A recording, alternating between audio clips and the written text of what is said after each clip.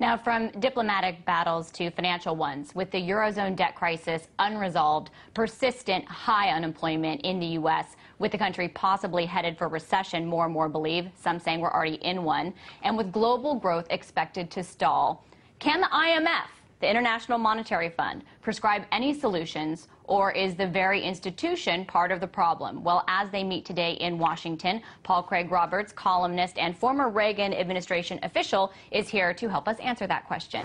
He's also was former assistant of the Treasury under Reagan. Thanks for being with us. So my first question to you, earlier this week it was interesting because I don't know if you saw, but the IMF, which has really been the classic prescriber of austerity, came out warning against it and promoting short-term stimulus. Do you think that we're seeing a change of tone with the IMF? Well, the IMF changes its tone for Europe and the United States, but not for anybody else. But then how would you respond to Greece? Because Greece is part of the Eurozone and the IMF has prescribed austerity for Greece. Right. Well, you see, the trouble is that the policymakers in the United States and Europe are in the hands of the bankers. And so the bankers who don't want to lose €1 or $1 are using the policy of Europe and the United States to bail themselves out. And they're being bailed out regardless of the cost to the general public and the various countries, or the cost to the national economies of the various countries. And that's the basic problem.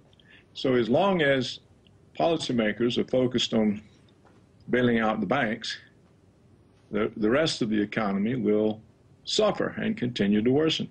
So would you argue that if Greece does in fact default, and if the IMF allows that, that would be breaking this cycle that you're talking about?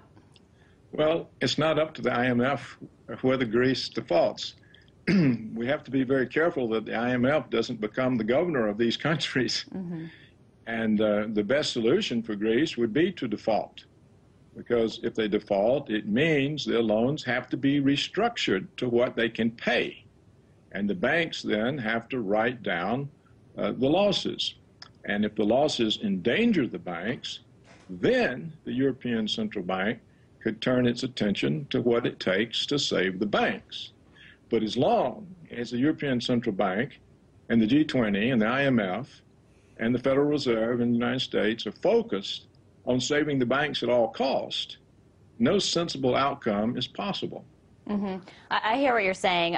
I want to go back to what you said at the beginning of the interview, because I kind of want to go further with that, because you're saying that now the IMF is changing its tune and saying austerity is a bad thing because it's Europe in trouble. Do you mean as opposed to Latin American countries or other developing nations that have been subject to IMF programs in the past? Exactly, right. Okay. So then going further, I'm sorry, go ahead. The IMF is a Western institution. The IMF is a Western institution. It can't subject its own countries who fund it to the same punishments it does to the undeveloped world. So are you saying that the ulterior motive of coming out and calling not for austerity but for stimulus is what, to push European countries to bail out European sovereign nations that are in crisis and banks? But no, it's bailing out the banks. Bailing out the banks.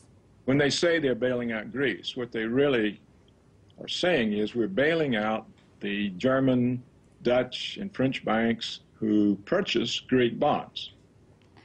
And they didn't do due diligence. They purchased more bonds than Greece can service, and we don't want them to lose any money. And so we're going to do one of two things, maybe both. One, we're going to make the Greek people who got no benefit from these bonds suffer and pay higher taxes and cut their benefits so that they can so that the government can service its debt. And in addition, we're going to try to get Germany and other unrelated countries to the problem to cough up a lot of money that we can lend to Greece on top of what they're extracting from their population to pay the banks off with. Well, this is an absurd. You see, what's happening is all of the social programs, all of the regulations, everything that made capitalism a humane system that people could live under are being torn off. And we're getting, again, robber baron capitalism. But aren't you kind of describing classic IMF policy, just to clarify? No, because the IMF has nothing whatsoever to do with the euro sovereign debt problem. The IMF is supposed to lend to countries who have balance of payments problems. And this is most often underdeveloped countries who can't pay for all the imports that they're bringing into the country to feed their people, and also in order to invest and develop the country. So they get into a balance of payments crisis, and the purpose of the IMF is to smooth over those crises, to fund those crises while the countries retrench and pay off their trade debts. So you're saying that the Eurozone doesn't even qualify because it's a different situation. My question to you, you mentioned earlier the IMF is a Western-dominated organization. It always has been. There have been, I would say, over the last year, so many people that I've interviewed that have said that that Bretton Woods system, of which the IMF is a part of and came out of that meeting post-World War II, is outdated. Does it need to be, do we need to get rid of the IMF at this point and replace it with something better? Well, it may be the IMF thinks so too, because it's trying to find new roles. I mean, the IMF is now trying to become a bailout. See, it's what the IMF is doing is strictly against its own charter. It is not empowered to lend for these kinds of problems. It's supposed to be dealing with balance of payments deficits, balance of payments problems.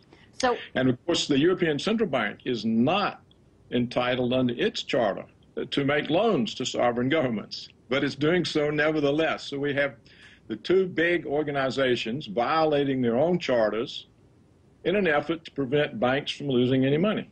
So you think that, that the big story is everybody's willing to break the rules to bail out the banks? That's exactly what the story is, and that's what we're watching. And of course, it can't work because if the indebted countries can't pay the existing debt, they're not going to be able to pay it if it's replaced with debt to the IMF and the European Central Bank. So the loans are not payable and need to be restructured. And that's the problem that's being avoided, consistently avoided. And the whole crisis is coming out because the European Central Bank and the IMF and the national governments involved will not face the real problem and deal with the real problem. And the real problem is debt, letting people just default on it and letting the banks and the investors pay the price.